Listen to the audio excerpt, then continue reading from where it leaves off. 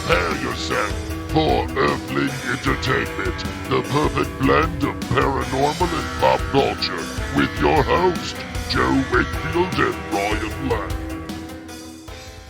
Hello, and welcome to another episode of Earthling Entertainment with Joe Wakefield and Ryan Lang. Hello, I'm the host the Gypsy warned you about, Joe Wakefield. And I'm Ryan Lang. For all of you joining us for the first time, what we do here is a little bit of the spooky, a little bit of the creepy. Sometimes it's cryptozoology, other times it's a mystery or a ghost story, but it's always something spooky. That's what's up. That's followed by a segment called Disclosure Discussion. It's all about aliens. I'm just asking questions. UFO stories, videos, photos, anything like that. That's what we like to talk about. That's right. And then the second part of the show, the latter half, if you will, is all entertainment and pop culture, movie news, music news. Sometimes we do trivia. Sometimes we have interviews. Sometimes there's a little audio drama, but it's all entertainment. And it's those two things together, the entertainment and the spooky, make a moon pie of deliciousness we call Earthling Entertainment. Welcome. Welcome indeed. Thank you for listening. Thank you for listening. So, I don't know if our listeners are big fans of Ernest. Do you remember Ernest? Oh, yeah. Ernest P. Worrell. Yes. Well, apparently there was an unproduced movie, and it's got a Kickstarter for a comic. So now they have a fully produced, like 150-page comic, and it's just, using the script of this movie that was never made. And I could not be more down. I loved Ernest growing up. Those were some of my favorite movies. I remember going to rent movies, everybody got to pick one. I always picked an Ernest. I loved Ernest Scared Stupid, and I watched it every Halloween for such a long time. And then there's just been a period of years where I haven't really done that. I tried watching it last year, and as much as I love that film, it's hard to sit through now. Yeah, they're so good when you were young. They're meant for kids, but it's so funny how much that troll still scares people our age. Like, I've talked to recently people who are like, I can't even fuck with that troll. I know. The trolls in the film, for those of you who have not seen Ernest Scared Stupid, the Halloween-themed Ernest film where he fights trolls, what kills them, or at least the minor trolls, is mother's milk, but they use cow's milk. I guess it's just milk in general, which Right. actually begs the question, could it be any milk? I mean, Could we get badger milk? the badger's a mother, then yeah. Right? All right. So, oh my God. Could you imagine a super soaker full of almond milk and just squirting a troll with it? He's just like, what are you doing? This doesn't count? Yeah, It that says would definitely not It says count. it's milk. But we use the non-sweetened kind. Come on, man. There is only 2 grams of sugar per serving. Who buys fat milk? That would be funny as hell. The trolls attack like a really, really, let's say Whole Food type neighborhood, and no one has real milk. And they're all just getting killed because of it. Right. Yeah, see, so that's the future that the trolls want. Oh my God. That's why milk's being phased out. This is all the trolls from Ernest Scared Stupid. It's then their plan to phase out regular milk, so we all have to get almond milk and oat milk, which, by the way, I'm not bitching about almond milk and oat milk. My wife likes it. It's not bad. But It wouldn't won't kill a troll. It won't stop a troll. That's the only point we're making here. Exactly. And it's a good point to make because Ernest is dead. So, and he was the last one to defeat one. I'd like to say the trolls got him because that would be more epic, but unfortunately, I think it was smoking.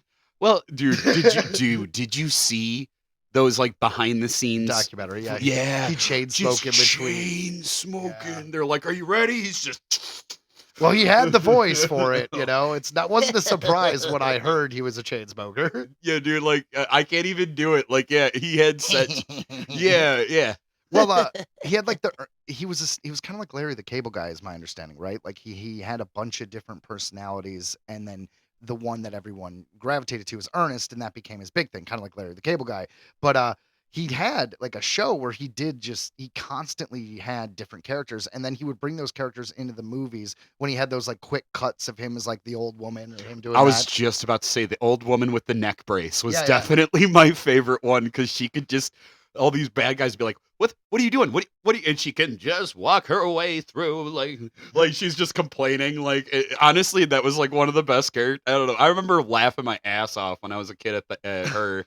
And honestly, my favorite one, I don't know, just out in the random here, just thinking about it, Ernest Goes to Camp was probably Well, one of you the were best a Boy ones. Scout, Right. so you could identify with the camp. But I just felt like there was a lot more to that one. Like, that one was good. Honestly, the Christmas one, Ernest Saves Santa, was awesome. I'm not even going to argue. That was a good one. I mean, how many other could we name? There was Ernest Goes to Jail. Do you remember Yep, that one? I remember that one. That was the one where he worked at the bank. Yeah, I think there was Slam Dunk Ernest, and I think Michael Jordan was in it. I missed that one. I saw we are missing a couple. There's so many. In 1997, and I don't know why I know the... Ernest Goes to Africa. That's what I was going to say. 1997 was Ernest Goes to Africa. That was one of the final ones he did. Yes, I did see that one. That one wasn't bad. But no, he had his place in our life. So I'm glad to see that they're doing. So you said they're. It's You know what's funny is I think about like Jerry Lewis, who did all those movies and those comedies. He did so many comedies. Everyone knew Jerry Lewis, the original Nutty Professor and Flubber and all that, right? So Right. our parents had the experience with him, and then we're just like, oh, who is he? That's like our kids with Ernest, It would be right? It would be but, like, not quite to as a grandiose scale. No, there is an equal 1-to-1 thing between Jerry Lewis and Ernest. Jim Varney. Yes. I'm saying it here. And it is cool that we all got to kind of have one last hurrah with him as Slinky Dog. For the first two movies. Was he in the second one too? I think he was. I think he was replaced in the third one on, but I could be wrong. I wasn't sure. I thought he died before the second one, but I guess I could be wrong. I haven't looked that up in a long time. Well, you know what, man?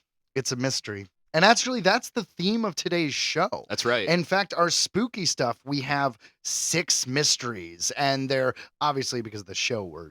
It's the spooky kind of mysteries. It's not just like, where did this man's wallet go? Spooky stuff. The Green Children of Woolpit. At some long-forgotten point in the middle of the 12th century, 2 young children with green-tinted skin suddenly appeared out of nowhere in the tiny village of Woolpit in Suffolk, England. Woolpit is an ancient village in Suffolk named after an old pit for catching wolves. Naturally. Next to this wolf pit, in around 1150, a group of villagers came across 2 young children with green skin, apparently speaking gibberish and acting nervously. According to writings at the time by Ralph of Coggeshall, the children were subsequently taken to a nearby home of Sir Richard Decane, where he offered them food, but they repeatedly refused to eat. This continued for some days until the children came across some green beans in Richard Decane's garden, which they ate straight out of the ground. I mean, they freaking love green beans, evidently. Can you imagine, like, wait, hold on, though. They're in his garden, right? So it's like, what was he trying to feed them for a few days where he wasn't like, well, maybe I should try these vegetables I'm growing? That kind of was on my head, too, where I was like, I mean, yeah, what else did you feed them? Just meat, I guess? It's fine. Don't worry about it. I'm just poking holes. Bring them another steak. Like, why won't they eat it? Get another. What, medium? Medium well? It is thought that the children lived with Richard Decane for some years, where he was able to slowly convert them over to normal food.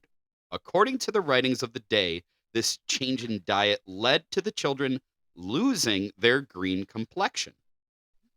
The children also slowly learnt to speak English, and once fluent, they were asked where they had come from and why their skin was green.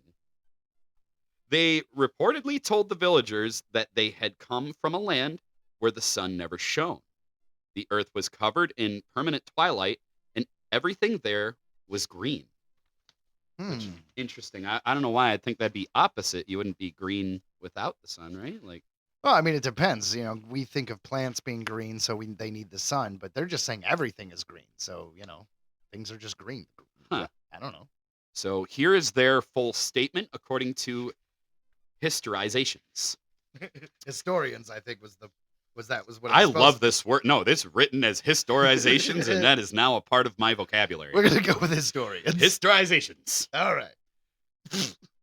We are inhabitants of the land of Saint Martin, who is regarded with peculiar veneration in the country which gave us birth. We are ignorant of how we arrived here. We only remember this, that on a certain day, when we were feeding our father's flocks in the fields, we heard a great sound, such as we are now accustomed to hear at St. Edmund's, when the bells are chiming, and whilst listening to the sound in admiration, we became on a sudden, as it were, entranced, and found ourselves among you in the fields where you were reaping. The sun does not rise upon our countrymen. Our land is little cheered by its beams. We are contented with that twilight, which among you precedes the sunrise or follows the sunset. Moreover, a certain luminous country is seen, not far distant from ours, and divided from it by a very considerable river.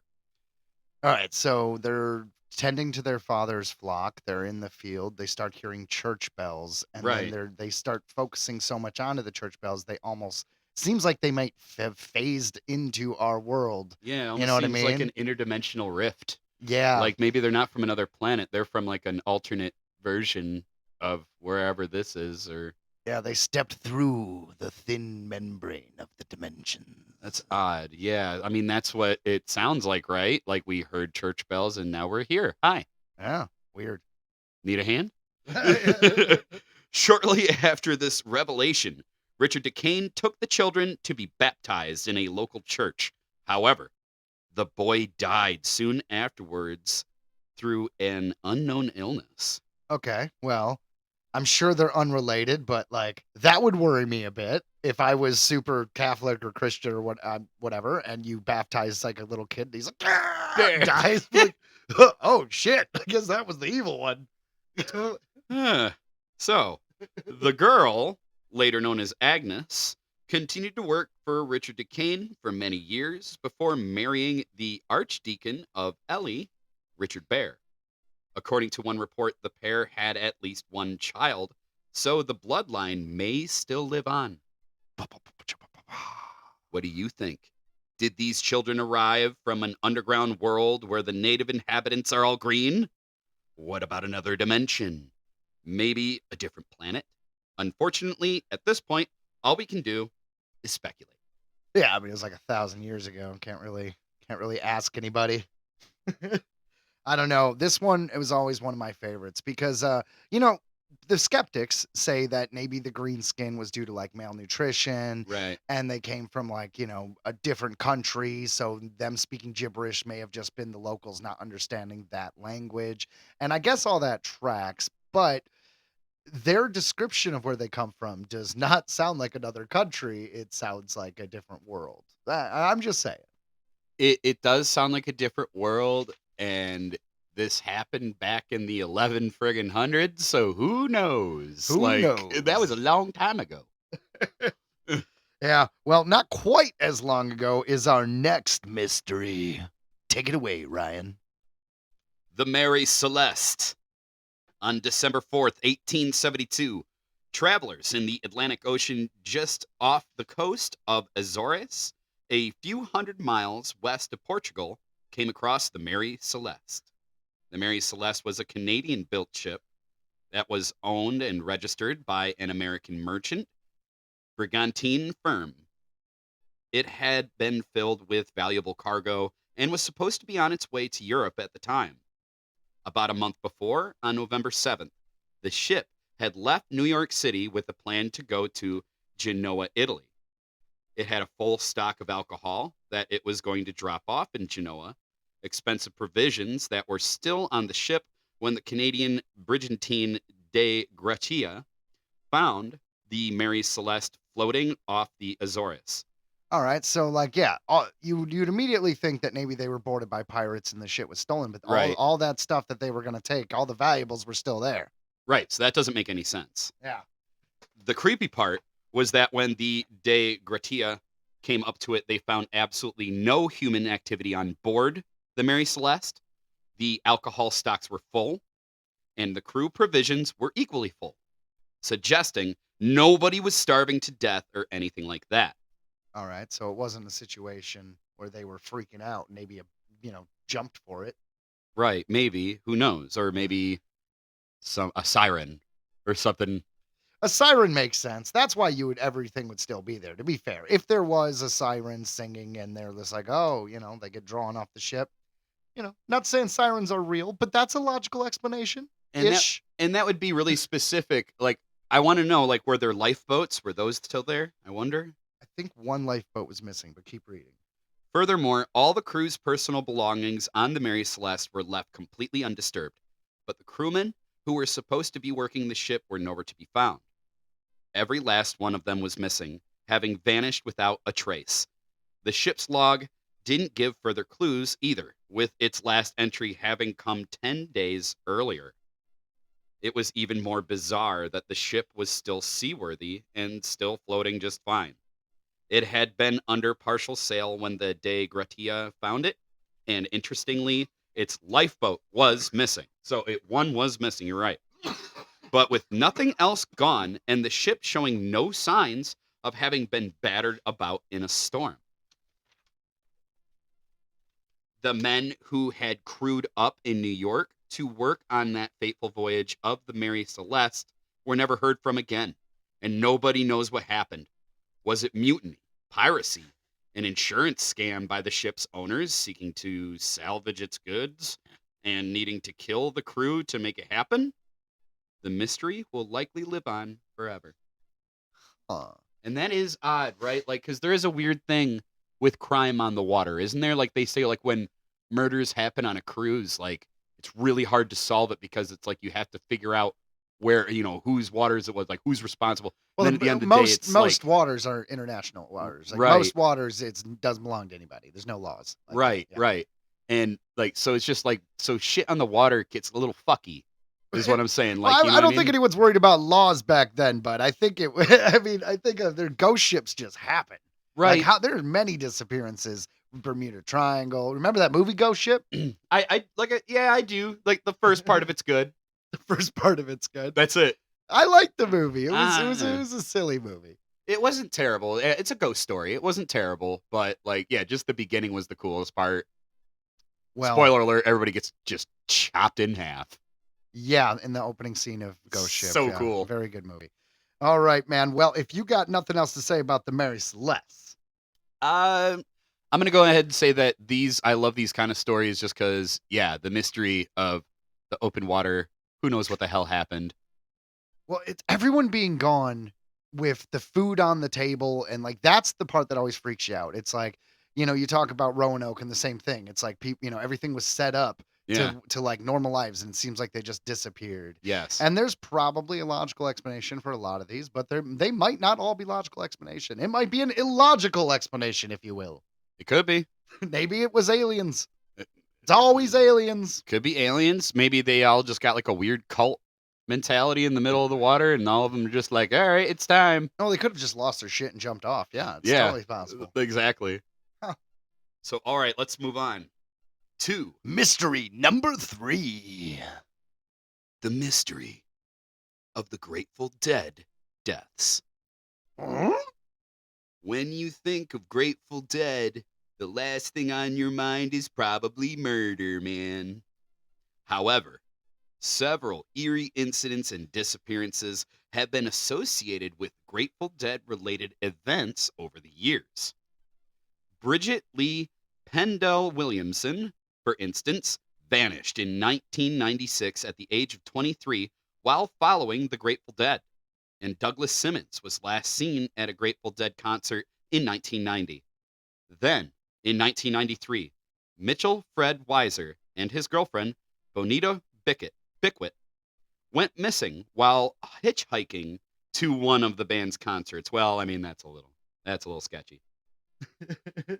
An unidentified man's body was then discovered near one of the concerts in Atlanta in 1995 and in 2008. An unidentified woman's body wearing a Grateful Dead jacket was found under a box spring in Sacramento. In 1991, a murdered woman with a tiger tattoo on her left leg resembling Jerry Garcia's guitar design. I thought they were going to say she was resembling Jerry Garcia. And I'm like, oh. I wasn't sure where this was going unfortunate either. Woman. I was along for the ride, right along with you. Was found in the woods of Warren County, New Jersey. Additionally, in 1995, 2 men were found dead in a Volkswagen van crash. When one was identified, the second had 2 Grateful Dead tickets in his pocket. Da, da, da, da, da, da, da. Is there a serial killer out there who also happens to be a Grateful Dead fan? Or is it more supernatural? Perhaps the band is cursed. We may never know, but the pattern of death suggests more than just a coincidence, man. It is kind of a weird thought, like the movie's Final Destination, right? Where, Right. like they escape a catastrophe, and then because they were supposed to die in said catastrophe, one by one, weird accidents happen that kill them, right? Mm-hmm. So, new idea for a horror film would be something like that. Can you imagine like a cursed band where it's like just randomly people involved with the band or around him, kind of like you radiate this negative energy, bad shit happens to him, and like kind of like Final Destination, like things just, because all of that shit is unrelated. Right? Like it's not a serial killer because it was like this one was a car crash. This one was Right. someone lost in the woods. This one disappeared. So it would be the only way to tie them all together would be like this supernatural force. They were all supposed to take the bad hit of acid, and all of them last second said no. Wow. And that's it. Ba, ba, ba, ba, cha, ba, ba, ba. The Grim Reaper was like, I really thought that was just like a shoe-in. I thought that was an easy one. Damn. I mean, we were targeting Grateful Dead people, so we figured. Come on. But yeah, a little creepy nonetheless, I will say. What do you think about that? Just jumping around, jam band, Do you dancing. think you could? I was gonna say, do you think you could dance to the Grateful Dead? I'm sure you could. I think I could dance, but do you think you could dance for weeks? To death. Dun dun dun. Which brings us to mystery number 4. The Dancing Plague. In July 1518, a woman named Frau Taffia reportedly began dancing uncontrollably in the city She of was really cutting a rug. of Strasbourg, Alsace, Look at her doing the worm. in what is now modern-day France. The fucking robot blowing my mind. She took to the streets and, for days on end, never stopped dancing. She did the hustle. There was no apparent motive behind her dancing, at least none that people could readily figure out. Drugs. Before too long, other people started joining her in the streets, doing their dances too. In total, the dancing situation ended up turning into a very notable and very strange event of mass hysteria. Based on records documenting the situation, historians today estimate that anywhere between 50 and 400 people took part in the dancing plague, and it lasted for weeks on end. There is obviously plenty of confusion regarding why this plague occurred and why Frau Taffia ever was compelled to dance in such a way for so long. The most common theory is that it was the manifestation of some sort of stress-induced mass hysteria. Other competing theories include things like... I like how that theory is just, they lost their fucking minds. Yeah. Life was so rough that they just snapped. And they're like, you know what? Guys, no girls tonight. Let's just go dance. Remember that? Yes. Remember that? That was a good stand-up bit. Yeah, Yeah. but just saying, 1518, it's not even called France yet. I imagine that's what it said, but it was said previous France. It had a crazy name. Joe's giving me a look that he doesn't believe me. Continue. Sorry, right here. Strasbourg, Alsace, in what is now modern-day France. This is where this took place. So I imagine back then it was probably rough living. Yeah. I mean, yeah, it seems like it would be a ball. It would be pretty boring. Sometimes things just got so rough that we had to just dance for months. We're like, you know what? I'm going to go out dancing. And I would like to see what they would consider dancing back then. Because there's been so many weird instances of fad dances throughout the years. Like, I wonder what it looked like back then. Surprisingly torquing. Just twerking? Yeah, just a whole group of medieval people just shaking their ass. So it just took over 500 years for twerking to come back? Well, it killed people. It did kill people. Yeah, yeah. Gets a bad rap. And I mean, it's kind of killing us all today in its own way. Oh my God. You know what I'm saying? You know what I'm saying? So, jumping back into what happened in predated France 1518. Shaking that ass. The dancing plague. The dancing twerk. The twerk plague. Other competing theories included things like the population suffering from an ergotism caused by fungi present in the rye they farmed and used for sustenance. They were all on mushrooms. Got So it. they were all tripping. The same thing as the Salem witch trials was I heard that theory too. Some even question whether there was a religious explanation for all the dancing in the end. Some historians have even found documents claiming that dozens or even hundreds of people may have died from exhaustion after weeks of endless dancing. Yeah, that tracks. You gotta drink, you gotta eat, you gotta sit. Oh my God. Were they not even using the bathroom? You're just kind of like shaking it as they walk over to a bush, pee, then just come back to the circle. It's all right, guys. I can keep going. I mean, yeah, that's kind of how it was back then, right? Like Oh. they I just wasn't going to get grosser, but I'm just saying there could be some problems with this dance party that never ends. yeah, I don't think they were so high on like privacy as we are now. I don't know if privacy was the problem. I think hygiene may have been, but either way. All of the above. Hmm. Whatever the case may be, the dancing plague of 1518 remains one of the strangest human-centered phenomena ever recorded.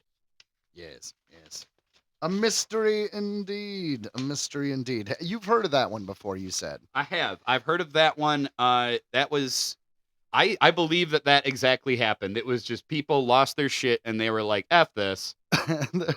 I don't know, man. I don't know what to think about that one. It does, for some reason, for me, it's the not stopping for weeks. Like, I can get with people just snapping and just doing a jig, but if they're like seriously dancing to the point where they're dying, I have to imagine it maybe the shroom, the drugs, them tripping is maybe what happened. To be clear, I believe it that. was I'm saying shrooms, but it was they're saying spores in the bread, Yeah, in the rye. in the rye. Yeah. And no, to be fair, nothing in the article said they were tripping. They just said they were affected by it. What was the word that they had? I don't know. But the point is, it was like basically like a mass hallucination, basically. Yeah. Well, from ergotism is what Oh. they called it. Suffering from ergotism caused by fungi present in the rye. Yeah, that one makes more sense to me than them just being like, "Screw it, life's tough." And like I said, that was like a lot of that. That's happened before. That's one of the main things that they believe was the cause of the Salem witch trials and the madness and everything like that. Was just everybody was basically hallucinating a little bit, and no one really knew why, and they were just like witches. Like I said, I've never read that anywhere, so I'm just taking your word for that one. But it's not unheard of. It's not No. unheard of. You know what is a really cool one? Let's just jump into mystery number 5. Another one that you may have heard of, but this one's crazy. The disappearance of Flight 19. On December 5th, 1945, 5 Avenger torpedo bombers flying for the U.S. Navy as Flight 19 on a mission just off of the coast of Florida completely disappeared and were never heard from again. The 5 bombers had been sent out on a training flight from Naval Air Station, Fort Lauderdale in South Florida.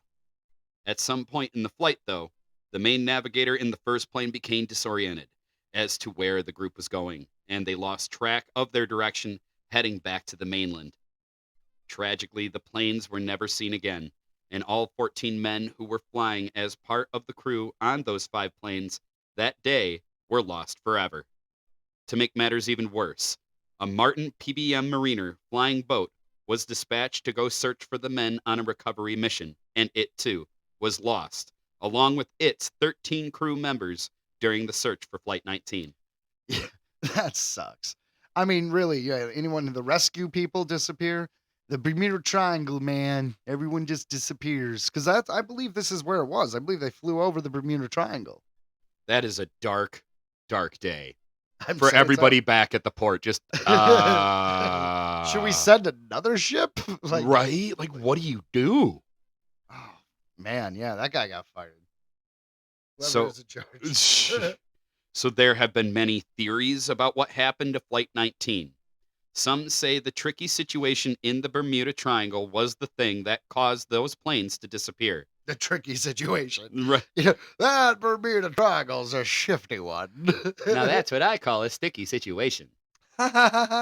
You know what's funny though? That was a South Park reference, by the way. Like season 1. No, I think it was season 2. It was really old, It yeah. was really old. I got nothing. You threw me of South Park. Continue. Others say that they were attacked and swooped up by aliens, naturally, or other even more fanciful theories. The strange thing about all this is that no parts of the airplane wreckage or anything else were ever found. Nothing washed ashore. No wreckage or remains were ever uncovered. And nobody has any idea where or even if the planes and the men who died inside them are somewhere at the bottom of the ocean. Or in another dimension. Or on just some spaceship somewhere. Maybe they're hanging out. Maybe. They're like, I'm pissed off that I got abducted and I'm not at home. But this alien zoo they set up is nailed it. Look, we got a flat screen. There's a couch. This is perfect. All right, aliens. Yeah, all right. I'm Touche. imagining what aliens would put like in there for like our like food and stuff. There'll be like a McDonald's shake machine, like so that the ice cream machine is always working. I it's still just want like- like a hamster water thing though, just because I think it'd be funny. Yeah, one's Like a got to giant... one's got to be beer though. I mean, come on. Yeah, no, it's like Gatorade or something. Like, what do people energy drink? Like, this guy's just wired all the time because they don't give him water. He just has Monster. It's what humans crave. Yeah. Oh my God. He's just like his eyes are bugging. He has. It's like it's weird that the species doesn't sleep. They're all just vibrating and like freaking out. It's like give them more Jaeger bombs. More Jaeger bombs. oh, aliens. Others say they were attacked and swooped up by aliens or even more fanciful theories. So the actual fate of the crews involved and the specific timeline of events regarding what happened that day will likely forever remain a mystery. I mean, yeah, unless a plane like washes up on shore. Right. And it never will. That was so friggin' long ago. That was 60 years ago. It seems unlikely, but the Bermuda Triangle does some weird things with time, man. It could just show up. Yeah, like what if it showed up and it's just brand new? Better what I late mean? than never. Like it just crashed and was just kind of like just floating there. There's a guy, he's one of the pilots and he's unfortunately passed, but he's like preserved, like he like crashed yesterday. That'd be crazy. And I mean, I feel like we've heard of stories like that before, like stuff like that. Honestly, Close Encounters of the Third Kind, it's been a long time since I've seen that movie, the Steven Spielberg movie. Yeah. But I'm pretty sure that these planes like showed up in like the desert or something and they That's recovered right. them at the beginning of the movie. That's right. Yeah. Yeah. I got to watch that again. It's been a long time. It has been. All right, guys, are you ready for the final mystery of spooky stuff today? Is mystery number 6. Is a giant humanoid figure climbing mountains in Colorado? A pair of hikers in Colorado snapped a peculiar photo of what appears to be a huge humanoid creature climbing the side of the mountain. This intriguing image was reportedly taken last month as Jesse Clausen and Camille Avarella were on an excursion to Long's Peak. Upon returning from their trip and perusing photos from the adventure, the pair were stunned to see a rather unusual anomaly in the form of a sizable figure in the background of one of their pictures. Based on the perceived being's position on the side of the mountain, they estimated that the eerie interloper was approximately 20 feet tall. It could be a rock, Avarella mused, but it has all the features of something that is human. The duo subsequently posted the picture on social media, where it sparked considerable speculation as to what the weird figure creature could have been. While some imaginative individuals theorized that the suspected being could have been Bigfoot or perhaps an alien, It's always one or the other. more skeptical observers argued that the humanoid was merely an instance of the pareidolia phenomenon. With that in mind, what do you think the duo inadvertently photographed during their hike? Regardless, when all is said and done, the mystery of the giant climber remains unsolved. It is true. Yeah, so, all right. I know it's probably not real, but hypothetically, if there was a 20-foot giant, where would you hide? The mountains make sense. The mountains of Colorado, because there's not a lot, there's a lot of mountain ranges that obviously we can't build, cities in, and there's it's the most rural area in our country that we still have are these mountain ranges. So if there's going to be a 20-foot giant, I'm just saying he's probably hanging out there. I believe it. Chilling in Colorado. I believe it too. I've always believed that there's possibility for megafauna still around the world. You know what I mean? Because there's so many places in the world that humans just don't go. Exactly. So, I mean, who are we to know? That being said, I have seen this photo. It went pretty viral. Sure. And I have to, it either could be totally true and it could be some kind of creature and who knows what they got. He's bracing us for it to be ripped apart. Get ready, guys. But I have seen photos of it not so contrast edited, and to me it kind of just looks like a kind of the ridge of the mountain there with shadow effect from the light. Sure. So you think basically it's all just computer messed with? I think a lot of it has been, it looks like people really brought it out in the photo, because I've seen both side by side and I'm like, yeah, to me it's cool. It's a cool picture, and obviously it sparked interest worldwide. It went completely viral. People have been talking about it. I've seen tons of stories about it. So can you imagine though being the giant who gets caught on camera? Your whole giant clan is just like, dude, we have been hiding for thousands of years. What the hell, man? Earthling Entertainment Special Report. Shogun finishes its Emmy run with 18 Emmy wins, which is 4 past the previous record. Beetlejuice made $51 million on its second weekend, making it drop from weekend 1 to weekend 2 only 54%. To put this in perspective, 60% is normal, 70% is bad, and anything below 50% is great. It's true! But with something that's not so great as Time Bandits has been canceled by Apple TV Plus with only 1 season under its belt. Ooh. Wah, wah. Earthling Entertainment Special Report. I was kind of figuring. I like that. What was that other one? Yes. Great minds think alike. Disclosure discussion. Ha ha ha ha. It's about aliens and stuff. The 1969 Berkshire's UFO incident that shocked an entire town. This comes to us from allthat'sinteresting.com. When numerous residents of Berkshire County, Massachusetts, individually reported having seen a UFO on September 1st, 1969, authorities were at a loss for an explanation.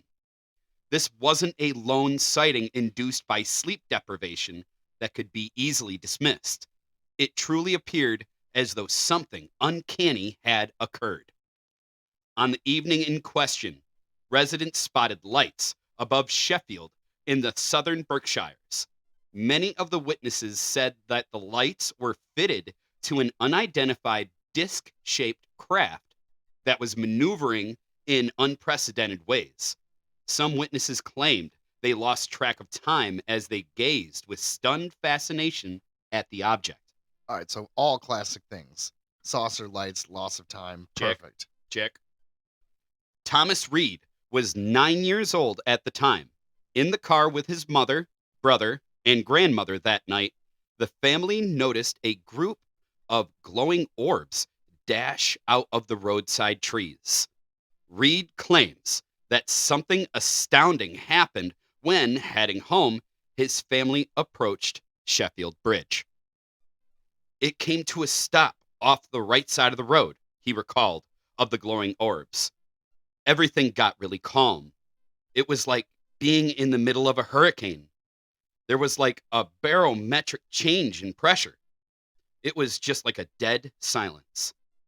Then there was an eruption of crickets and frogs, and it got really loud, and that was it. Weird. Really weird. Then the family suddenly found itself back in the car. But they had inexplicably lost 2 hours of memory. Stranger still, Reed's mother and grandmother had somehow switched car seats. Okay, see, that's the red flag, right? Like, you all might have, like, lost time, but what happened where you're in different spots? Like, clearly stuff that you don't remember, which is the most Right. horrifying thing in the world.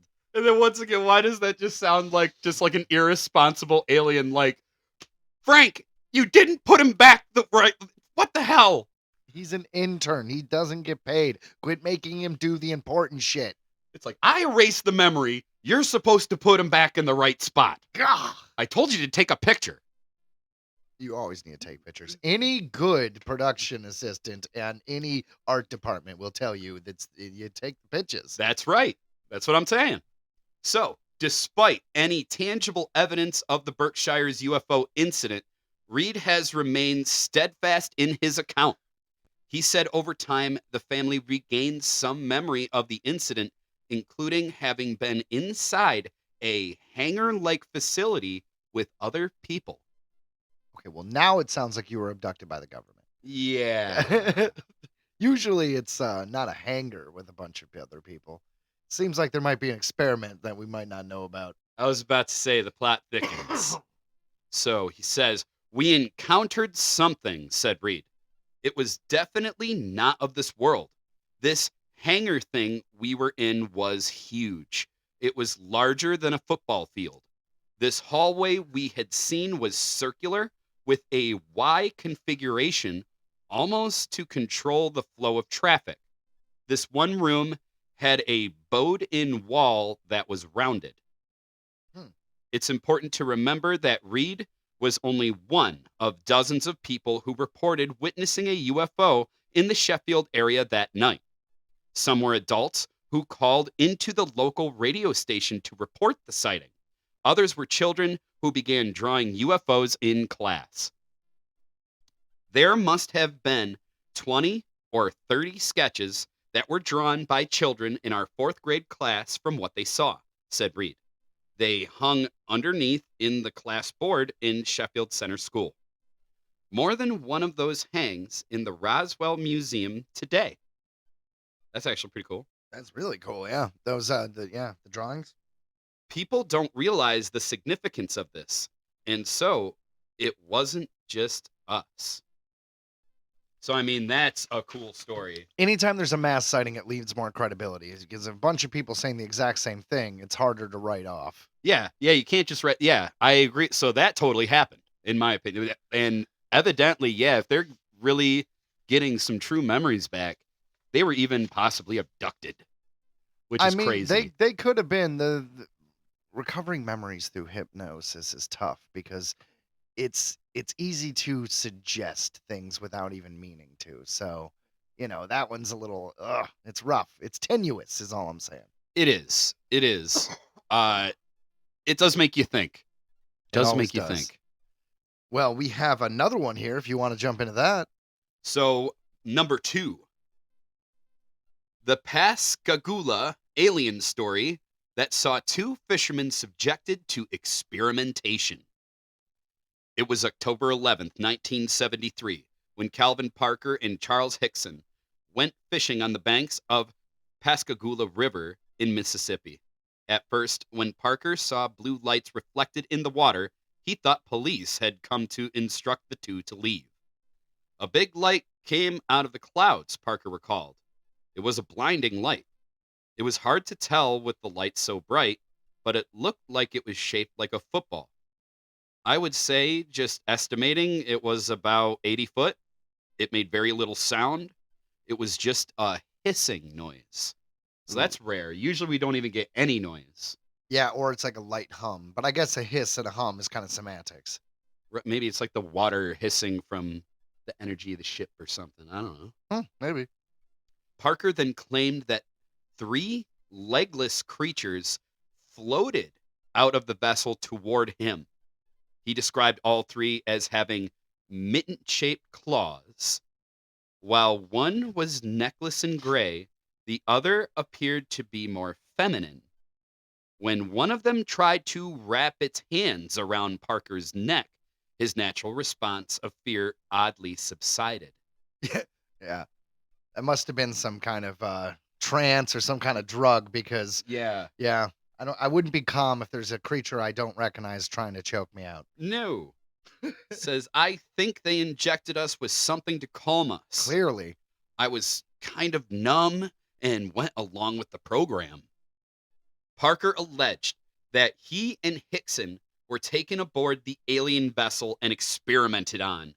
Afterward, the two terrified fishermen found themselves back on the riverbank as though nothing had happened. Except they were in two different switched places. Yes. Weren't you on my right? Same guy. They drove to the County Sheriff's Office and told Captain Glenn Ryder and Sheriff Fred Diamond the entire story. When I got in there, they had me, Hickson told the police. There were no seats, no chain. They just moved me around. I couldn't resist them. I just floated, felt no sensation, no pain. They kept me in that position a little while. Then they raised me back up. Hickson claimed that a machine resembling a giant eye looked over his entire body. He said he was surrounded by inhuman 5-foot-tall monopedal beings. Captain Ryder didn't believe the two men. No kidding. He stepped out of the interrogation room, but left a secret recording device running in hopes of obtaining proof that their alien stories were fabricated. But yeah, like them talking to each other like, you believe this shit. Right. But what he later heard on this recording made him think twice. Jesus Christ, God have mercy. I thought I've been through hell on this earth, but now I've got to go through something like this, said Hickson to Parker. But they could have, I guess they could have harmed us, son. They said they had us. They could have done anything to us. I just want to cry right now, added Parker. What's so damn bad about it is nobody's going to believe us.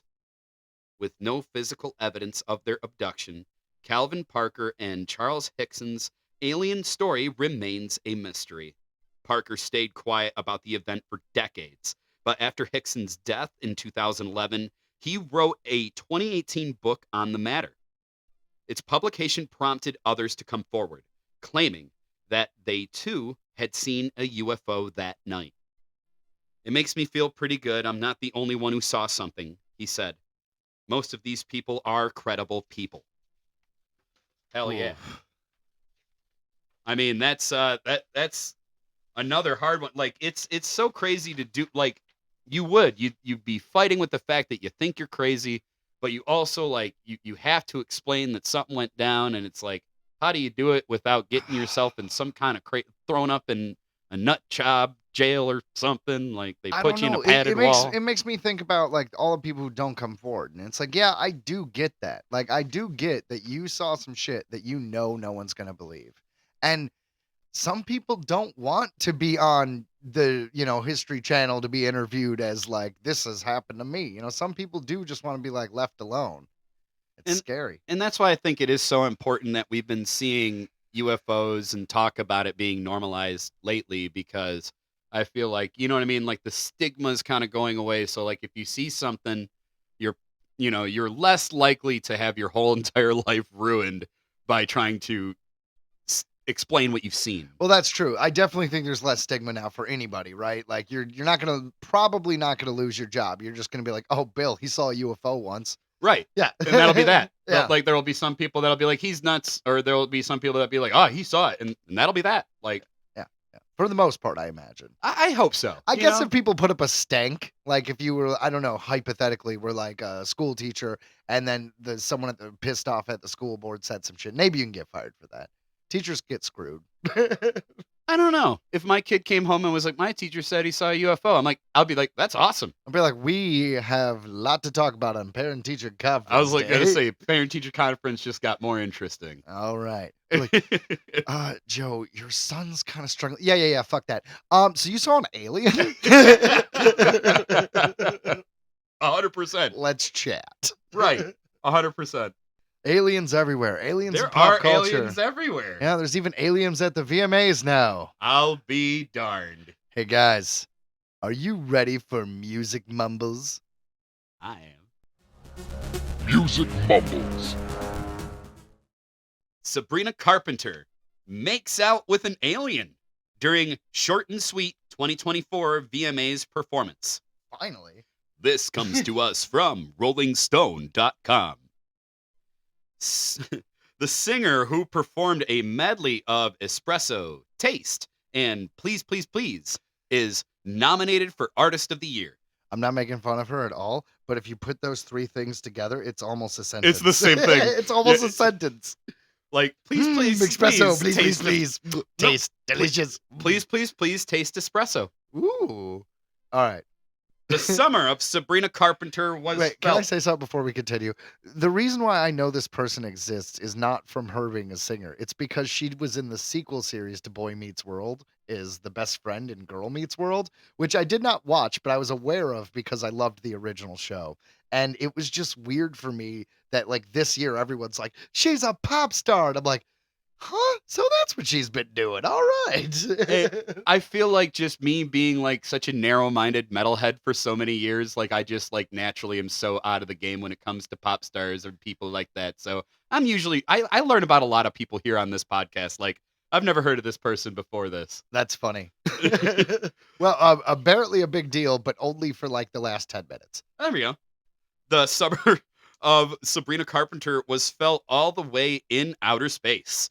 On Wednesday, the short and sweet pop star hit the stage at the 2024 VMAs for a sexy space-themed medley of her hits Espresso, Please, Please, Please, and Taste.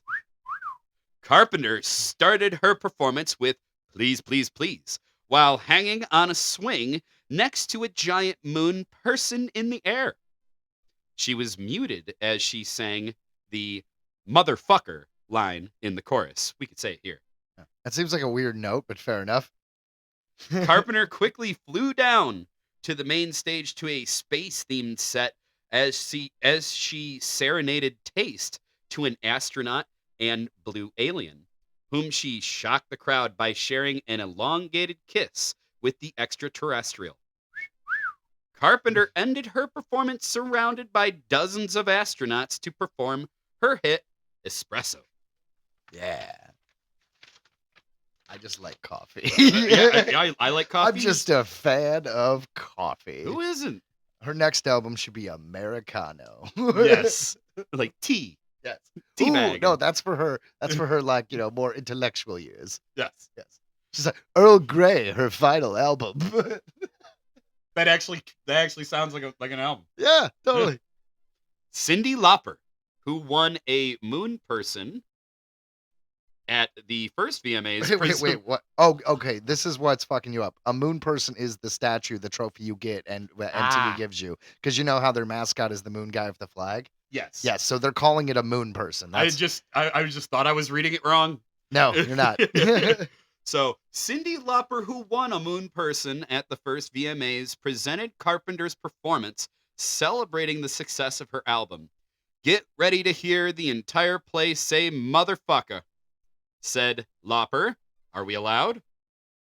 Carpenter because they muted that line in her song. That's Right. the point. So if everyone's singing along, they get the whole VMAs to scream motherfucker. Now I want to know if they did. I'll bet they did. They just probably had to edit it.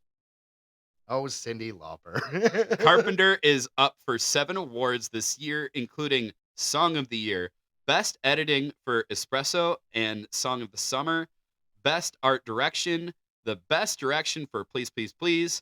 She's also nominated for Best Pop and Artist of the Year, where she faces off against Ariana Grande, Bad Bunny, Eminem, SZA, and Taylor Swift. It's kind of weird that like one of these things is not like the other. I know 3 of those people. I know 3 of those. I just think it's funny because it's like you get all these pop stars and they're like, and Eminem. All right. Well, he did release a new album, so Fair enough. he does have to be on there. It's just a weird grouping is all I'm saying. Yeah. So this marks Carpenter's first time on the main VMA stage. Last year, she performed Emails I Can't Send, Faves, Feather, and Nonsense. at the VMAs pre-show. Honestly, these titles all sound like something I would name one of our shows. It kinda does. Right? Carpenter has had a massive year leading up to last month's Short and Sweet, which landed at number 1 on the Billboard 200, showing exactly how little I know about music nowadays. Well, obviously we covered that because it is on theme. I mean, she made out with an alien, and I mean, Britney Spears made out with Madonna. So now we have her making out with an alien. Now the only question is, where do we go from here? I say someone humping a sofa. It's like, what's next? A person making out with themselves? I don't know. But no, What are really, you who gonna do do? you tapping out? Like the next diva, who's she gonna kiss? We gotta just go backwards, right? You gotta start it over, and it's just like a regular guy, and Just she's like, totally "This is normal. my boyfriend." A nerdy guy, like Yeah. a really nerdy guy. No, that's the next level. Like you gotta start from the beginning again. Oh, Because when okay. you get up to alien, it starts normal and then gets really, really, really, really, really, really, really weird. So you think it's gone to its you don't think they can come up with something crazier? Of like course they can. I'm just being silly. I know, man. Like, well, don't be silly. I want an anthropomorphic book, like a page master looking motherfucker come out and have her make out with that. And that'll be a statement of be literate and don't burn books. I don't know. I don't know. What would be controversial in the future is crazy. It depends on where we are in society, I guess. Just tackling a random audience member that's not a part of it at all and force Just- kissing them. Oh my god, that That's that it. wouldn't go over well It today. gets a little rapey. yeah. Like we gotta watch out. Like, oh, I guess this is where we push too far, guys. All That's right. where we push too far. And that brings us to headlines. Earthlink Entertainment headlines. Original cast debunks new reports of a Goonies sequel. This comes to us from Nerdist.com. With legacy sequels all the rage, rumors have been floating around for years about a sequel to the Goonies. These rumors picked up steam this week when several online reports surfaced that the Goonies 2 was already greenlit. However, at least for now, we have to throw out some cold water on those rumors. Via Variety, we have learned that 2 original cast members have now debunked these reports of a Goonies 2 sequel movie, and they are letting the fans know via social media. The first cast member to speak up was Martha Plimpton, original Goonies star and the 80s most in-demand child actor Corey Feldman also posted that he had no information whatsoever of a Goonies sequel movie. So that's now 2 original stars that are debunking this. And Corey Feldman would know because did you know Lost Boys had sequels? Yes. Yeah, the Lost Boys had 2 sequels. You know who the returning character was? It's gotta be Corey Feldman. Corey Feldman. Yeah, the Frog Brothers. Kind I'm of. just saying. He was the Frog brother in that case. But yeah. Sometimes I just want to talk like Corey Feldman from those movies. That's a good one. Yeah. So the 2 original stars widely debunking this widely circulating story about the Goonies 2. Next year will be the film's 40th anniversary. So if ever there was a time to release it, 2025 would be the year. But it would have to be filming now for such a thing to happen, and that's simply not the case. They would totally be. They would absolutely be in production because you have to realize that there is a lot of post too. Because nowadays there's going to be special effects. They're using a lot of CGI and stuff. It takes time to do that. So they film a movie usually a year at least before it comes out. Yeah. So rumors of a Goonies sequel picked up serious steam back in 2014. This was when Sean Astin said of a Goonies 2 movie, "I'm 1000% certain there will be a sequel. I will bet my children on it." But since then, original Goonies director Richard Donner has passed away. And since then, we've been trying to gather his children, but he refuses to give them to us. He bet them. I mean, come on, he bet him. He bet them, Let's- and we need our rooms cleaned. Put your children where your mouth is, pal. You said it. Can you imagine somebody going up? Yeah, just like, all right, come on. I'm sorry. We don't even want you. We're putting you in the orphanage. It's the principle of the matter. You knew this day was coming. Where's our Goonies 2, you son of a bitch? And Steven Spielberg has been focusing less on popcorn movies and more serious fare. Yeah, like The Fablemans, which was awesome. So also the asking price of original actors like Ki Hoi Kwan, I'm so sorry if I got that wrong, and Josh Brolin has likely gone way up with the big box office of Beetlejuice, Ghostbusters Afterlife, Top Gun Maverick, and other 80s classics. You'd think that Warner Brothers would be all over this, but alas, it seems like Goonies 2 might be one that forever remains on our wish list. It's honestly not on mine. I could see a Goonies 2. I don't have the love for it that a lot of people do. Like, to me, it was like an okay adventure movie, a little Indiana Jones. For kids, it wasn't bad. But I'm the Legacy sequel thing. It's weird because I'm so hot and cold when it comes to it. Like, sometimes I'm like, yes, let's totally have this sequel. Like, I did like Beetlejuice. It had a lot of problems narratively, but I did like Beetlejuice. And but then other times it's like, why are we doing this? And it's people think that these legacy sequels is a new thing, but it's really not. If you look up the Odd Couple movies, like Odd Couple 1 and Odd Couple 2, there is like 20 years between those. So it's happened before. I mean, yeah, that makes sense. And yeah, like that's kind of what I always say with these kind of movies that take place like you'd say like Dumb and Dumber 2. Yes. Stuff like that, or kind of a legacy one where it's like it didn't have to happen. And honestly, what I heard, Dumb and Dumber 2 was okay, but it's forgettable. I mean, I remember that it was something about a daughter and the daughter of their friend or something like that, and then I don't know. Same. I remember a couple funny scenes, but that's it. But what I heard about the Goonies, it wasn't going to be a sequel, but a straight up remake. They were just going to do it with a new cast of young Kids? kid actors. Basically, they were going to try to do it like the way it brought all those kids kind of into the spotlight. I mean, And stuff honestly, like that, and Stranger Things. honestly, that's probably what should happen because there's nothing in the Goonies that you could really build upon that would be not forcing those characters together. Because, like they said, 40 years. So you're telling me 40 years from the childhood friends you hung out with in the neighborhood, getting you all back together on an adventure, that is so forced. How would you do that? You'd have to like write a thing where it's like they got famous after that. So then the news crew is like reuniting them for the 40th year anniversary and they're all in town and all right, never mind, I wrote it. Right. And well, in here I was thinking like you could be, oh, they're kids, but it's been 40 years, so they'd be in their 50s. So it'd be like their grandchildren. It would It would have to be their grandchildren were going through it. I mean, to be fair, it would be their kids because even though it would be their grandchildren, the actors would be their kids. There's a lot of people. It's like Liam Neeson in Taken, where he's like, my daughter who's in her early 20s. Be like, she would have been in her early 20s 20 years ago, bro. Yeah, you're 70 years old, sir, and still starring in action films. Nailing it, but I'm And just peeing his pants. What? Liam Neeson pees his pants.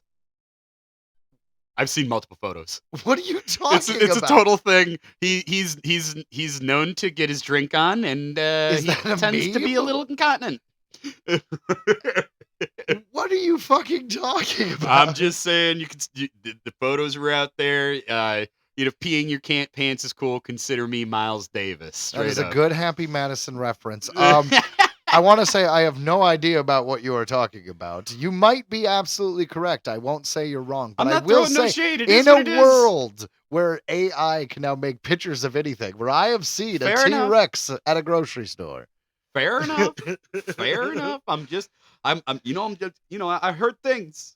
I heard Alright. things. You know what else I've heard? I've heard they're going to do another Game of Thrones show. Oh, hot dog. Hot dog. What do you think about that, Ryan? What do you think about headline number 2? I feel like I'm so behind on all this stuff. What? You're really only one show behind, and that show true. is only 2 seasons in, and those seasons are relatively short. So this feels like something you could remedy very quickly. I need to do it. The next Game of Thrones prequel series just got a fantastic update. This comes to us from Collider.com. With great joy, we look to welcome you back to Westeros for yet another tale from the Seven Kingdoms, Dexter Soul and Cell, who is set to portray Prince Egg Targaryen, in the upcoming HBO Game of Thrones spinoff, A Knight of the Seven Kingdoms, has revealed that the prequel series has wrapped filming. Ansel shared this thrilling bit of information in a video on Instagram. The actor, after labeling the filming months of the upcoming series as being wonderful, turns around to bid farewell to Belfast, Northern Ireland, where the filming took place. In his hand, Ansel holds a framed drawing of Dunk and Egg, the two main protagonists in A Knight in the Seven Kingdoms. A Knight of the Seven Kingdoms is based on George R.R. Martin's Tales of Dunk and Egg novella trilogy. The upcoming series is slated for release in 2025, and seeing as post-production has already commenced a good number of months before 2024 wraps, that timeline should likely hold. The series is going to be different from previous visits audiences have embarked upon to Westeros. When the first season of A Knight of the Seven Kingdoms completes its run, it will have aired just 6 episodes. It's kind of a thing that they're doing now. Walking Dead did that. So after Walking Dead was over, their show lasted, I think, 11 seasons. They've had 4 or 5 of these epilogues that just follow the characters after the events of the show. And they're all really short, just a couple episodes. I think a few of them are going into their second season, but I think the initial idea was they were just going to do 1 season. But, money. Money. If it was good, people liked it, they're gonna make some more. Fair enough. So it was gonna air just 6 episodes. Notable reduction from other Westerosi themed series like Game of Thrones and House of the Dragon. Yes. Beyond the episode count, the upcoming series will have a different tonal feel separate from its predecessors, with Martin teasing previously the Hedge Knight will be a lot shorter than the Game of Thrones or House of the Dragon, with a much different tone. But it's still Westeros, so no one is truly safe. When they say a much different tone, like, what does that mean exactly? Like, much different tone. So are we talking like it's just like a nice little romp in the woods, like it's a kid thing? Like people die, but they do it over there, so you're only gonna watch me sing. Just Like, random people throwing pies at each other in the background. Yeah. Just silly slapstick going on. I don't know. That would be weird if it was just a full-on, like, goofy comedy. I would like that. Like, bring back, like, the Mel Brooks kind of style, just, like, over-the-top slapstick in the background, like... Oh, there'd be no way to reconcile. People would be so pissed. People are really into House of the Dragon and Game like of Thrones. Monty man. Python. Yeah. Just do one Monty Python person in the cat with the cat in the background. There's just a person in the background smacking the cat against the wall, like, because all the peasants were just doing random stuff, just piling muck for no reason Monty at all. Python and the Holy Grail is definitely a class. There's some lovely muck over here. Oh, how do you do? So, A Knight of the Seven Kingdoms is the third piece of Martin's literary world that has been made to screen on HBO. Okay, that's how it would be if that was Monty Python. Yeah, I was hoping you'd commit, but yeah, all right. 3 episodes of the debut season will be directed by Owen Harris, with Ira Parker serving as showrunner. All right, well done. All right. I've watched a lot of Monty Python. Given that Martin has had much to say regarding the handling of House of the Dragon's sophomore season by Ryan Condal, Yeah, apparently he's not happy with season 2 at all. it was encouraging to see the legendary fantasy author heap praise on the work Parker is doing with A Knight of the Seven Kingdoms. Yeah, so obviously he is happy with this one, even though the weird tone. All right, continue. Maybe that's what he wanted. Yeah, he's losing it. He's getting old and he's getting weird. Like, it's about time. Everyone needs to sing in this one. Yes, it's a musical now. We got Ed Sheridan last time, but we didn't use him. I visited the set in Northern Ireland in July and loved what I saw, Martin said recently. Great cast, Dunk and Egg look as if they walked out of the pages of my book. My readers are going to love them. I certainly do. Showrunner Ira Parker is doing a great job. The new prequel series has already been planned for 3 seasons. But only like 6 episodes, right? Right, much shorter, it said. With each small-scale season covering the 3 novellas making up the trilogy. First, The Hedge Knight, then The Sworn Sword, and The Mystery Knight will follow. Sir Duncan the Tall will be played by Peter Claffey, or Claffey, making up the duo of Dunk and Egg alongside Encel. A Knight of the Seven Kingdoms is slated to premiere in 2025. Both Game of Thrones and House of the Dragon are available to stream on on Max in the US. Yes, yes. And even though they call it a novella, they're books by a lot of people's standards. I mean, it's kind of like Stephen King writes a novella, and it's like, oh yeah, how many pages in it? Oh, a couple hundred. Right, that's a little bit more than just a novella, that's for sure. Well, it depends because it's by comparison of the other work, right? That something is. Word count, I think. I mean, is the like, actual good for term. this guy. Like, what success he has seen from his books. Like, holy crap. Like, obviously, Game of Thrones was amazing, and now it's just, it keeps going and going. And honestly, I thought it was interesting that, yeah, he didn't like the second season, because I thought a lot of people really liked that second season. Well, a lot of people really do like the second season, but the author of the book doesn't. So you would have to assume they're making some narrative changes that Yeah. he's not. That makes a fan sense. Well, speaking of some interesting, arguably bad narratives, of. we'll go on to number 3. Disastrous Borderlands movie ends its theater run with just 31 million. I mean, it is kind of hard to say just 31 million, but I get it. They probably had it was probably a lot. Yeah, dude. For the 30 budget. or 40 years ago, when movies were like 10 million, 31 million would be great. Right. Yeah. This comes to us from IGN.com. The Borderlands movie has ended its ill-fated run at theaters, having just made 31 mil. The Eli Roth directed action flick is a live-action adaptation of Gearbox's phenomenally popular looter-shooter video game series and stars the likes of Kate Blanchett as Lilith, Ariana Greenblatt as Tiny Yeah, Tiny Tina. Tina. That Yeah. kind of screwed me up. Yeah. Teeny tiny. Gina Gershon as Mad Moxie. Jamie Lee Curtis as Dr. Patricia Tanis. Kevin Hart as Roland. And Jack Black as Claptrap. Despite its star-studded cast, Borderlands crashed and burned at the box office off the back of negative reviews and poor fan reception. IGN's Borderlands reviews returned a 3 out of 10. They said, Borderlands is a catastrophic disappointment that plays like hacked-to-pieces studio slop, betraying everything fans adore about Gearbox's software's franchise in a derivative, regrettable fashion. That is not a great Yeah, review. tell us how you really feel. According to the numbers, Borderlands' last day in cinemas was September 5th, and as of that date, it had made a paltry 31 million at the worldwide box office, with 15.4 million in the US and 15.4 million internationally. Variety has reported that Borderlands had a production budget of 115 million, with marketing and distribution costs at 30 million. That means Lionsgate has made a loss at over 115 million on the movie. Indeed, Borderlands was such a disaster that its digital release comes less than a month after it premiered in theaters.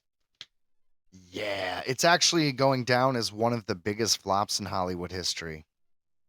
That sucks. Yeah, that's a rough thing to have on your resume.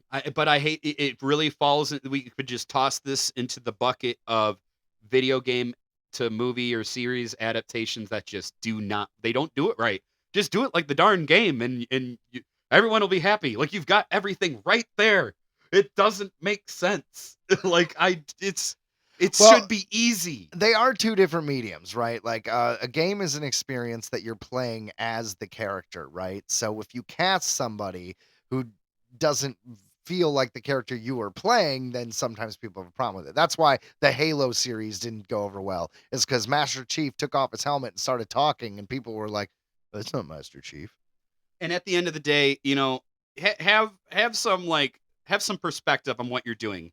You are making a movie about something that already exists and has a fan base, and those fans are going to expect something out of it. Don't F it up. Like it is just what it is. If you want to make something new and have people come in with no expectation, then there you go. Make something new. But if you're gonna do, you know what I mean, something that exists, people love it, people cosplay as it, All right, well, here's the real problem. Roland, the character that Kevin Hart plays, was supposed to be like The Rock, like a 6 foot tall, huge guy. And they get Kevin Hart to do it. And he's supposed to be all serious, and Kevin Hart is not, serious. Ooh, bad cast. Yeah, now check this out. Kate Blanchett, same thing. She's great.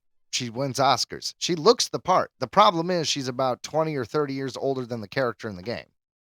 And then you get Jamie Lee Curtis, and now you're about 40 years older than the character in the game. It did not rub fans the right way. Is all I'm saying. Yeah, they just, like I said, it just seems so easy.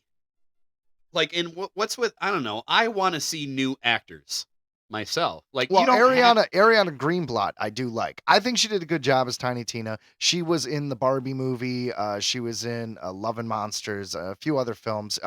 You know her as young Ahsoka. In the flashback where they were in the Clone Wars.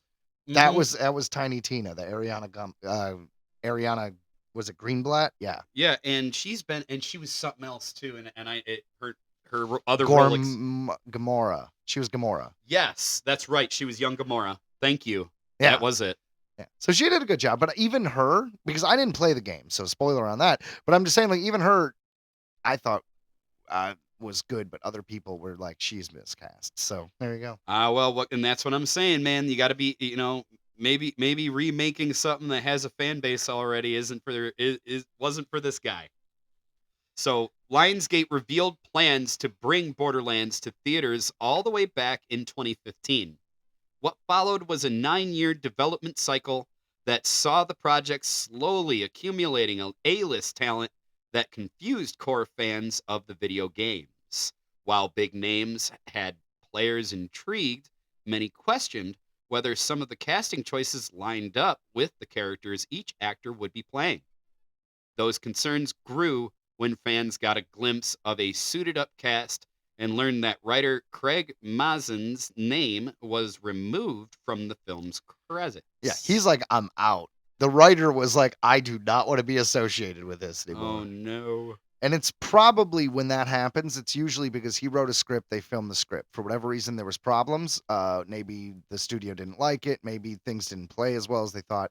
So they try to re-edit the film and use like voiceovers and things like that using the footage they have to kind of like streamline or change the story. It actually happens a lot. Sometimes it works out okay, but when you overdo it, which is very easy to do, you can tell, like a character, there'll be a shot and they'll say like far too much with you looking at the back of their head, or there'll be a framing where their mouth isn't in there, like a close up, and they'll be like, saying some long dialogue. And you're just like, you guys just kind of made that up afterwards, didn't you? Oh, you can always tell.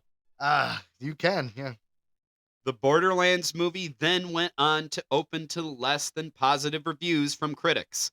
Reception was so disappointing that Take-Two Interactive CEO Strauss Zelnick felt compelled to ask fans to give the film a chance. Come on, guys. Just watch it, please. Clearly, few did. The franchise's future in film remains unclear, but we do know its gaming story will eventually continue with Borderlands 4, which has received a much warmer reception. Oh, and they're gonna, it's all tongue-in-cheek. Yeah. I believe is like the whole game, the humor of it's like really wet, like out there. So they're just going to be making fun of the movie in the next video game. There's probably going to be so many points where they're going to totally just make fun of it. They might. You know what? I got to be honest though. I had a good time watching the movie. It's a bad movie. I'm not saying it's a good movie. If you like are a fan of the game, you will probably hate this movie. But if you don't really care about a complex narrative and something very easy to follow, because it's like Hey, we're going to A to B. You want to come? Yeah, cool. This is the movie to put on the background while you're cleaning up the house, is all I'm saying. You'll be able to follow it. It is all cliches, which is actually kind of fun at some point. Like every cliche in the book, like, I got a bad feeling about this. You know what I mean? Like, I'm with him. Or, Yeah. you in one army. Like, all of that is in there. And that's what's funny though, is that's what I've actually said is, see, 'cause I've never played Borderlands, so I imagine if I watched the movie, I'd probably like it. Like, and honestly, I love cheesy lines. Well, you might enjoy the movie, but I think any fan of the game wouldn't, is just really the takeaway. Yep, never played it once, so I think I'm good. All right, guys. Headline number 4. Number 4. Polly Pocket joins the Upside Down with new Stranger Things set. I know what you were thinking. At first, you're like, Polly Pocket. It's like, all right, what's this about? What could we possibly be covering when it comes to Polly Pocket? And you know what? Those sons of bitch found a way. This comes to us from Collider.com. The wait for Stranger Things' 5th and final season has been an incredibly long journey. The dueling actor and writer's strike halted the production schedule last year, but the series started filming earlier this year and is currently in the middle of its shoot.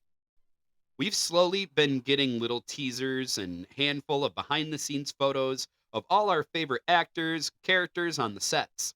However, the extra downtime in between seasons let merchandisers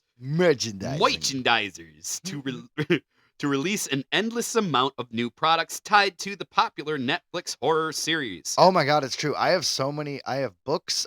There's like a Stranger Things Clue. I have so many weird collectibles that seem so nice. They made a Stranger Things Light Bright because in the show they use a light bright like in one scene. I think I saw that. Yeah. Yeah. So this included Funko Pops, Bath and Body Works scents, and action figures.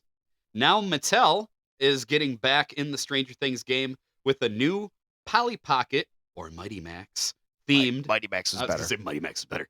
Mighty Max themed set. The Collector's Stranger Things compact set has the exterior of a Hawkins Middle School AV Club themed walkie-talkie and opens up to reveal the series' main location, Hawkins, Indiana, on one side. The scenery includes Hawkins Middle School Castle and Castle Byers. However, on the flip side of the set, there's the dreaded Upside Down. There are also 6 microfigures, including Mike, Dustin, Will, Lucas, 11, and the monstrous Demogorgon. The accessories with them are 4 bikes and walkie-talkies, along with a blonde wig and waffles for 11. Makes sense. That tracks. This appears to be a set mainly themed after season 1. The Stranger Things set will be $50 and is a return to form for the classic Polly Pocket or Mighty Max sized worlds rather than the smaller, more compact designs the brand has mainly used in recent years. I can't lie, I'm going to buy it, Ryan.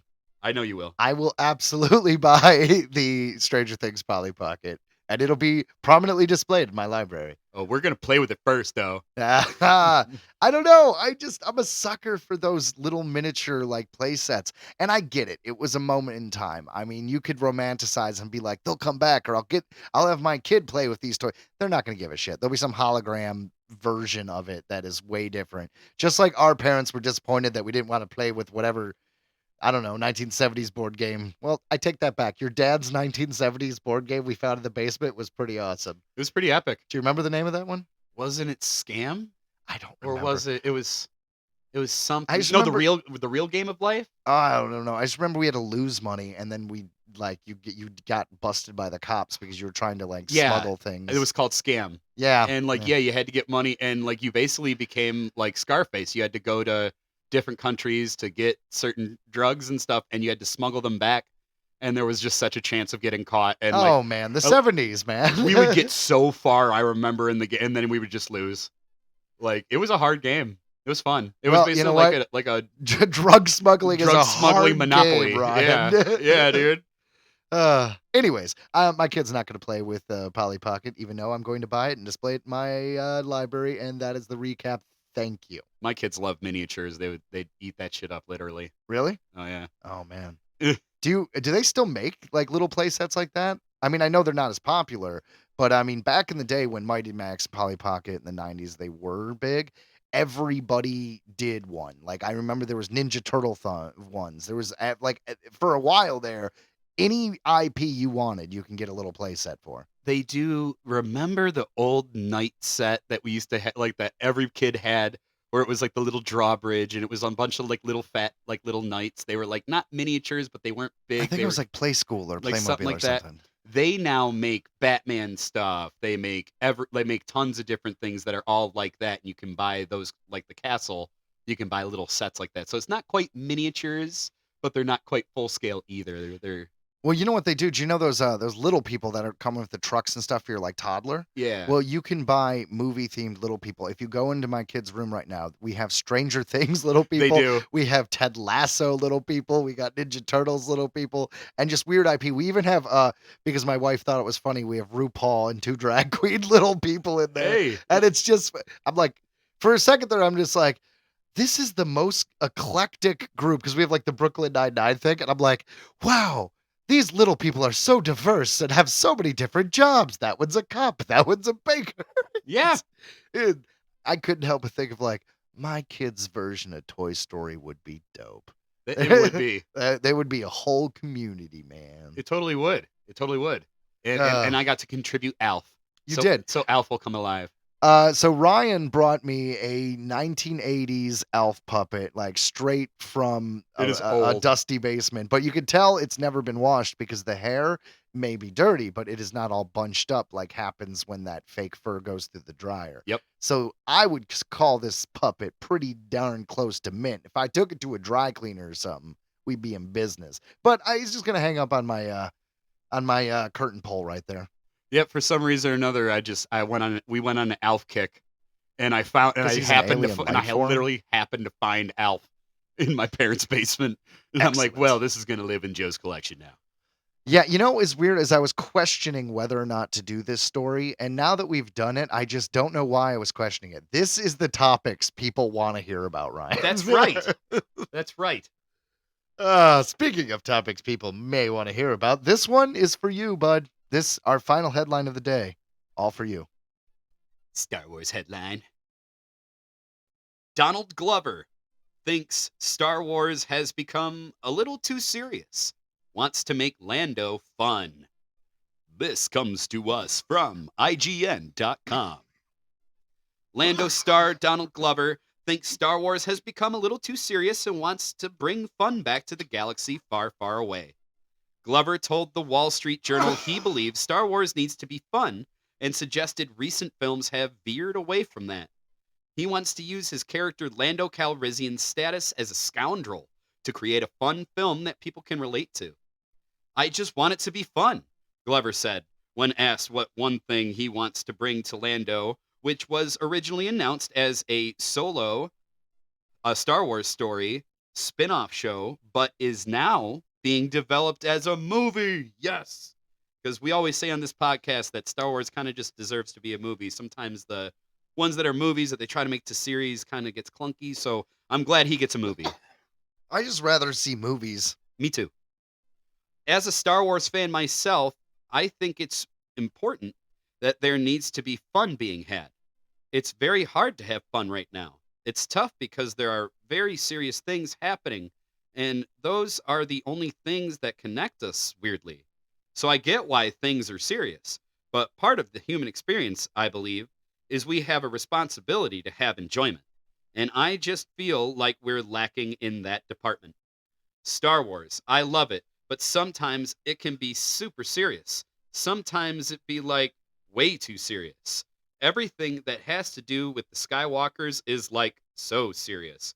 With Lando, I think the best part about him is he's a scoundrel. And I feel like people can relate to that. And he's probably like, man, this war is whack. I need money, which I feel everyone can relate to.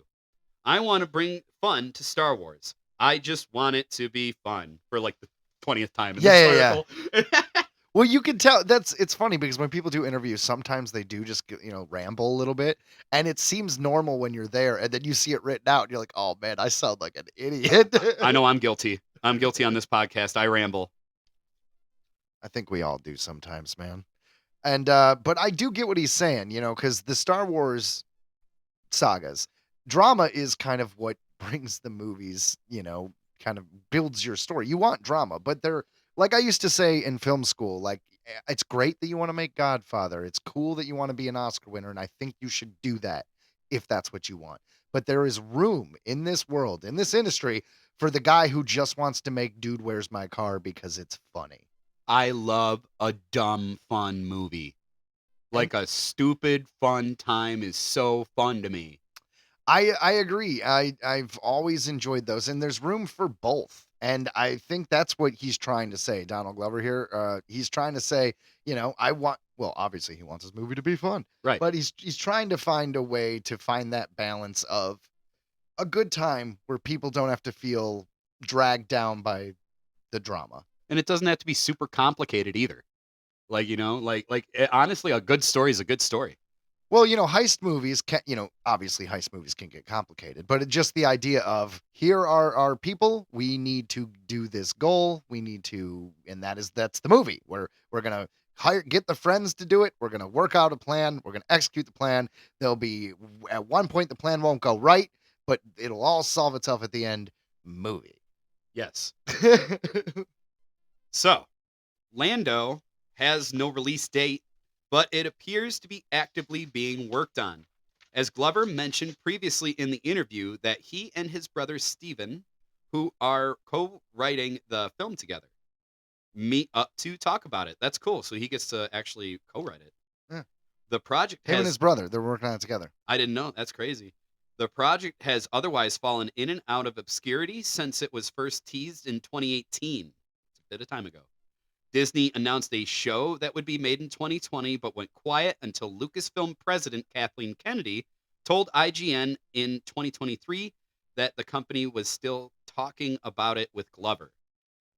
Things became messy soon after, however, as once lead writer Justin Simon said he had no idea what was going on with Lando. 1 week later, he was cut from the project, with the Glover brothers taking over.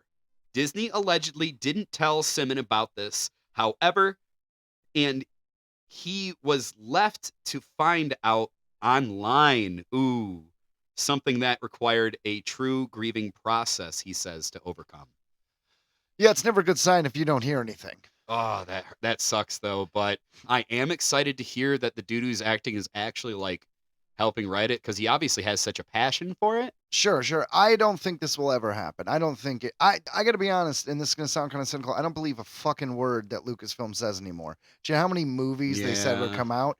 I could list them all again, but let's just say we were going to get the Rey movie, and now we're going to get the Mandalorian Grogu movie. And before we were going to get a Rian Johnson trilogy. We were going to get a movie from Taika Waititi. We were going to get a Kevin Feige movie. We were going to get a Rogue Squadron movie by the woman who did Wonder Woman.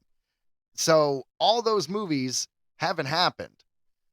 And the first two I mentioned, I think out of them, Grogu and Mandalorian, yeah, I think that one is happening for sure, because that one is in production. Sigourney Weaver said she was going to be in it.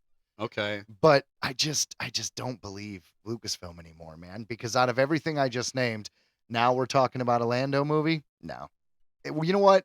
We would have got a Lando series if the Obi-Wan series did well. I don't think we're going to get it. Yeah, you could be right.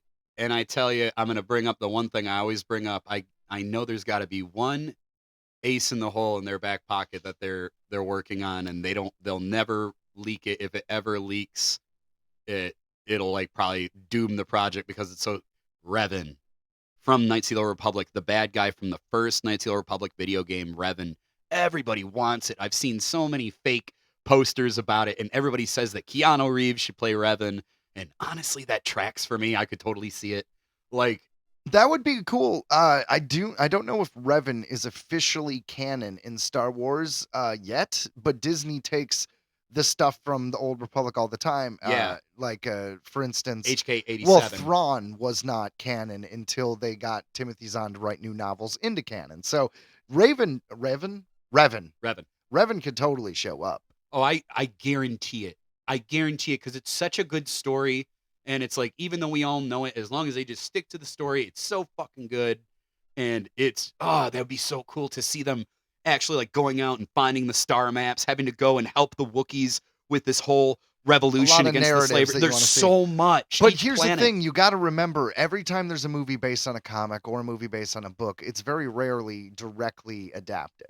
So you got this game that you love, and you might end up getting a Borderlands situation.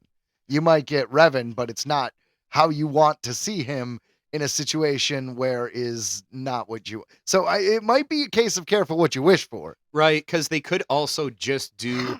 They could do a fucking Revan after years, like, because technically Revan is still searching the Outer Rim in the second game.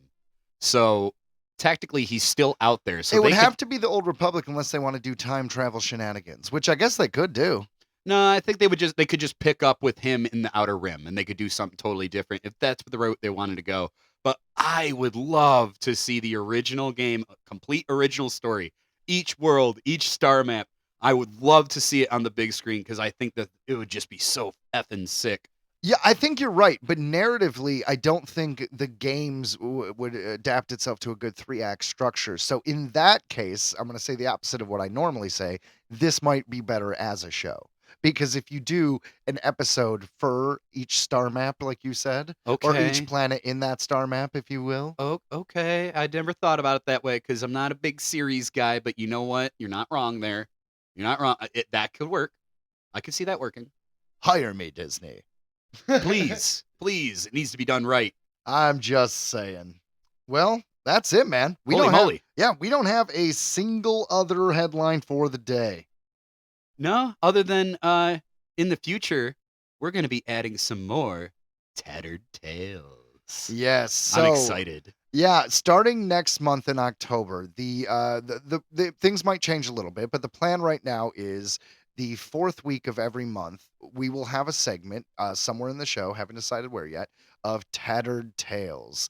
I'm not sure if you guys have listened to episode 30 of this show, but if you have, we have a Tattered Tales on that one.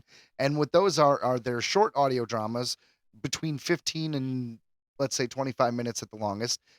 Usually written by me, sometimes written by some other people, but they are full-on voice acting audio dramas, original short stories, and they're a lot of fun. I was going to say, they're a lot of fun to listen to. They've got it all, they got the music, all the action effects, you got all like the sound, like it's fun to listen to. And can I go ahead and plug that next month is going to be starring me? That's right. Ryan's going to play the we'll say antagonist in the script entitled Num Num Num Num Num. I'm a house. That's right. So, the thing is, Tattered Tales was a podcast that we were doing for a long time, and now we've decided to merge them together because Tattered Tales was coming out maybe once a month, maybe one every 2 months, and rather, now we are just going to make it a segment on Earthly Entertainment. Let's put all our focus into one thing, and we're excited about this change, and the show pretty much isn't going to change at all. It's just another segment amongst the show. So don't worry if you like the format. And it's definitely within our theme. Oh, yeah, because they're all creepy, spooky stories. Think of it as like a Twilight Zone, or because it's an anthology. It's not a narrative that you're going to have to follow. I always compared your kind of almost like Tales from the Crypt. Exactly. Meets Twilight Zone. So, guys, it brings us here to the end of the show. Thank you so much for listening. If you'd like to ask any questions, or if you want to contact us, we could send you some stickers. We use an email called the Earthling Entertainment Podcast at gmail.com. Just Earthling Entertainment Podcast at gmail.com to get a hold of us. All right. So, Earthling Entertainment Podcast at gmail.com. And I wanted to thank you guys and your mission, should you choose to accept it. Share this podcast with a friend, with a loved one, with a coworker, with another Earthling.